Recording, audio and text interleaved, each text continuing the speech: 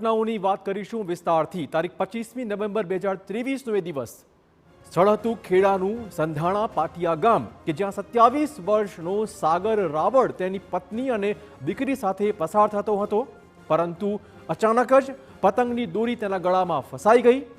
યુવક બાઇક સાથે રેલિંગ સાથે ટકરાઈ ગયો અને પટકાઈ ગયો હતો।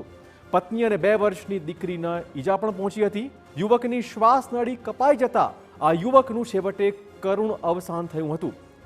બીજી ઘટનાની વાત કરીએ। 8મી જાન્યુઆરીનો એ દિવસ હતો।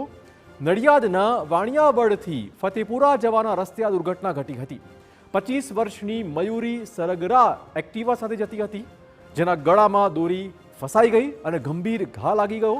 આ મયુરી લોહીલુહાણ સ્થિતિમાં ઘરે પરત તો પહોંચી, પરંતુ ટ્રીટમેન્ટ મળે તે પહેલા જ તે મોતને ભેટી હતી। ત્રીજી ઘટના સુરતથી સામે આવી। 11મી જાન્યુઆરી વરાછા વિસ્તારની આ ઘટના હતી, જ્યાં 22 વર્ષની દીક્ષિતા ઠુમર એક્ટિવા પર જતી હતી અને દોરીથી તેનું ગળું કપાઈ ગયું। દોરીના કારણે લગભગ 70%થી વધુ ગળાનો ભાગ કપાઈ ગયો હતો।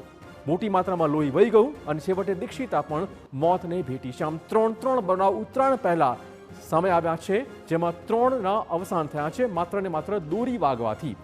આ ઘટના ચોક્કસ હચમચાવતી ઘટનાઓ છે। આપને એક જ સંદેશ છે કે મહેરબાની કરીને આવી દોરીથી પતંગ ન ચગાવશો, તેનાથી કોઈનો જીવ જતો રહેશે। જો કે જવાબદારી સત્તાધીશોની પણ છે। બ્રિજ પર સેફટીના તાર બાંધવા પણ આવશ્યક છે, જેથી આ સ્થિતિ આગળ ન સર્જાય। દર વર્ષે અનેક લોકોના મોત થતા હોવા છતાં કેમ સ્થાનિક તંત્ર તહેવાર અગાઉ જ તકેદારી રાખતું નથી અને બ્રિજ પર સેફટી તાર લગાવતું નથી? શું પ્રજાના રક્ષણની જવાબદારી તેમની નથી? સવાલ એટલા માટે પૂછવો પડી રહ્યો છે કેમ કે આંકડા દર વર્ષે વધી રહ્યા છે। ગયા વર્ષની સ્થિતિની વાત કરીએ તો ગયા વર્ષે પણ આવી સ્થિતિ સામે આવી હતી। ગત વર્ષની વાત કરીશું। ગત વર્ષે કયા કયા કેસ ક્યાં સામે આવ્યા હતા તેની વાત કરીશું। ગત વર્ષે ઉત્તરાયણના દરમિયાન 11 લોકોના ગળા કપાયા હતા। ગયા વર્ષની વાત કરીશું। ઉત્તરાયણ દરમિયાન 11 લોકોના ગળા કપાઈ ગયા હતા, જેમાં 3 બાળકો અને અન્ય યુવકો છેવટે મોતને ભેટ્યા હતા। 100 લોકો એવા હતા કે જેમને મોઢે ટાંકા લેવા પડ્યા હતા, ગંભીર ઈજાઓ પહોંચી હતી। 1200થી વધુ લોકો માર્ગ અકસ્માતમાં ઘાયલ થયા હોવાના આંકડા હતા।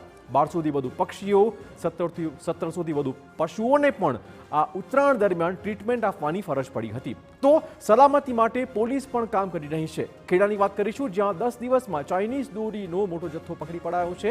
અહીંયા 12 લોકો સામે કાર્યવાહી પણ તંત્રએ કરી છે। પોલીસે 12,19,000ની વધુનો કિંમતનો મુદ્દામાલ કબજે કર્યો છે।